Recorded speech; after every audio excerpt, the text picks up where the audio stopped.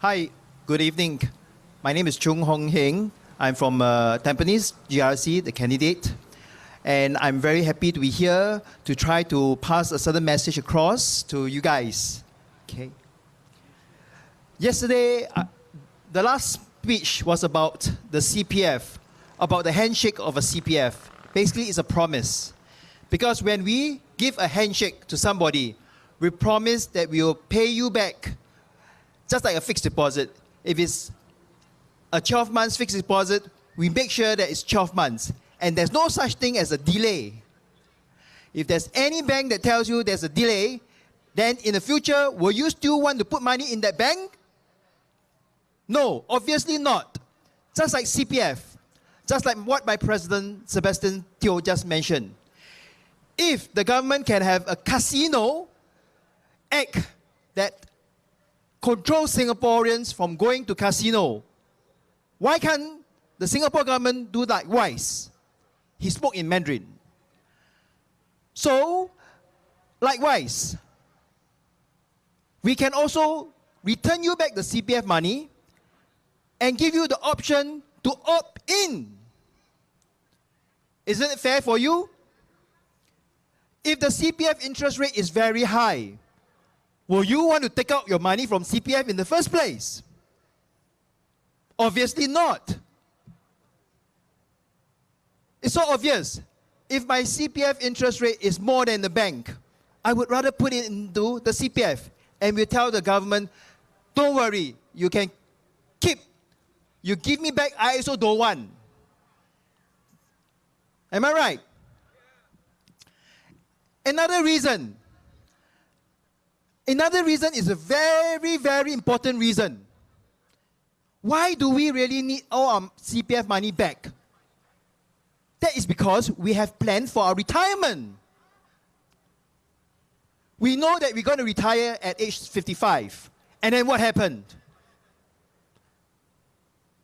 Two important things happened. Inflation rate. All our cost of living has gone up. Where do we get the money? We either need to look for 2 jobs or maybe 3 jobs. Second important reason is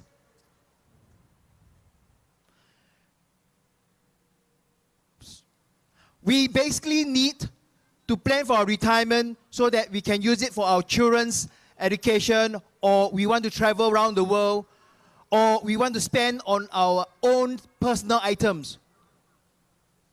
Do we have that right?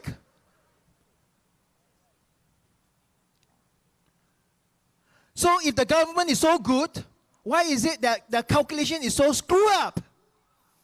They pride themselves to have so many intelligent people out there, PhDs, masters, and yet they cock up this. 50 years later. So now with this MediShield Life, can we entrust our CPF money to MediShield Life? We yet to know, maybe 50 years later only.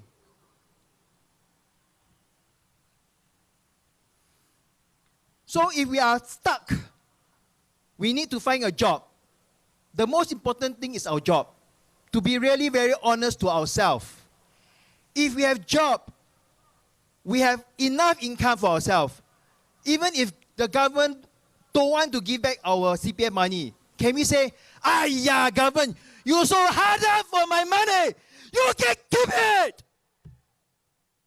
Because I have enough money for myself. Why are you government so rich, still so hard up for my money?" Correct, am I right to say that? You are really so rich. So the most important that Singaporeans need is good job. How do we have good job? Since 1997, we had 3 major retrenchment. From almost all level of income group, from all level, from car park attendants, all the way up to the higher management. From 1998 to year 2001, I was one of the IT trainers. I got to train car park attendants and toilet cleaners how to use computers, how to go into internet. But is this really a correct training for them? Do we really expect a car park attendant or a toilet cleaner to be IT savvy? I'm born in the 1970s. I graduated from school knowing nothing about IT. But I've learned as a student, and then later on, I learned so good that I can even be a trainer. So I train car park attendants. I train senior citizens how to use the computers, how even to go online. So we need jobs. How do we get more jobs? Well, cleaners. Can you imagine if all the cleaners in Singapore are trained to clean so well that every cleaner can actually be a manager of a small company for themselves? That's where they get higher pay, higher promotion. And then we can get the government to bring foreign talent to be under the care of these cleaners. Will all the cleaners complain? If there are 1,000 cleaners, they get promoted and get higher pay and become management role. And we have a foreign talent that comes in to work under them to clean the toilets. Will the cleaners of Singaporeans complain? It's the same mentality. Same for car park attendants. Even management level. Now we talk about higher management level. A lot of companies now, the management level are taken over by foreigners.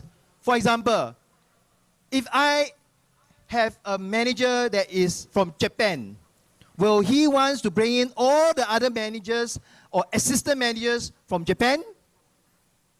That is really what's happening. It's really what's happening. I'm not going to say any lie. If a German comes to Singapore and he's the director of a company, he will slowly retrench, give an excuse, economic downturn. I retrench all the managers. Then after that, when the economy goes up, he will not employ Singaporeans. He will employ his people from Germany or Spain or Russia. And that's where the top management lose their job. So for the top management level can lose their job like this, then the top management Singaporean go where to look for a job? Is it an exchange program? Is it an exchange program where the top management of Singapore will have to go to Malaysia to be an expat? Or to go to China to be an expat? And you earn renminbi and ringgit? We are Singaporeans. We are born in Singapore. We study in Singapore. We live each other in Singapore. We work in Singapore. Of course, we want to retire in Singapore. So how to solve this solution? Honestly, it's actually a very simple solution. Like I mentioned about the cleaners. If I can make 1,000 cleaners get promoted and get higher pay and get foreign talents to come to Singapore to work for this management cleaner, why can't this thing be happen to top management too? But you know why? Because the government sector and the top guns, they're only interested to look after themselves. They do not want to bring this top management with them. They just say, retrench and please look after yourself. This is really not fair. And this is not being inclusive. So far, the government has been very exclusive. They want to have exclusive rights to everything, to their business and to all their related businesses. They only look after their businesses. I'm sure you know there are many businesses in Singapore are related to government. But they camouflage themselves as private limited company. And they make directors of company also lose their jobs. Can you imagine even directors of company or self-employed of the company also lose their jobs? Not from foreign talent, as mentioned before, but by our own government. What kind of government is this?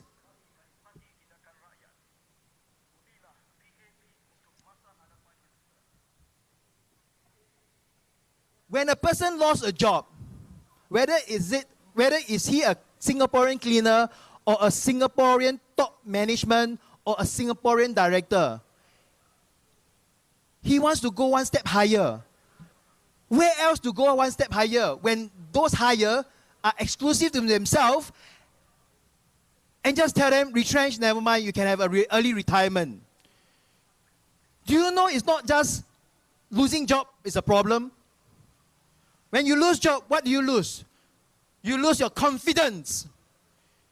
You lose your promotion prospect. Who wants to employ you in the future? You must be a lousy person, that's why you got retrenched. A stigma. You lose faith in the top management. Never mind. But you also lose faith in yourself. Losing faith in yourself is very, very, very, very bad. And the government want to come out funds, money to train them. When you already lose faith in yourself. How to be a leader? What is a leader? A leader is someone who not only leads, but also someone who reach out the hands and say, here, come, follow me. We strive together. And not say, thank you, I give you a golden handshake, and you take all your compensation, and goodbye. Rubbish! You have worked so many years faithfully for 10, 20, 30 years for the top management, even for the government. Can't you at least be appointed as maybe emeritus senior supervisor or advisor of the company? Could there be a title called emeritus senior advisor of ABC Private Limited? Could it be possible? His life years of experience and knowledge just go down to the drain. On top of that, we have already developed a culture of selfishness. Selfishness in the sense that, oh, I've already reached top management, I'm very senior. You want me to train people? No lah, no time lah. If you got no time to train people, you are actually trying to tell that you are selfish in a sense. 后浪推前浪。如果没有后浪，怎么样推前浪？ So I hope all fellow Singaporeans can understand what I'm trying to deliver here today. As what I was trying to explain in my last speech, but I could not. A handshake is basically a promise, a commitment, a tall order, means I must meet that tall order, and it's for you. And it's for you in sense that three fingers also pointing me, it's also for me. It's for us. And if the result is good, thumbs up, man. If the result is lousy, what happened? Boo! Boo to PAP! Thank you, fellow Singaporeans.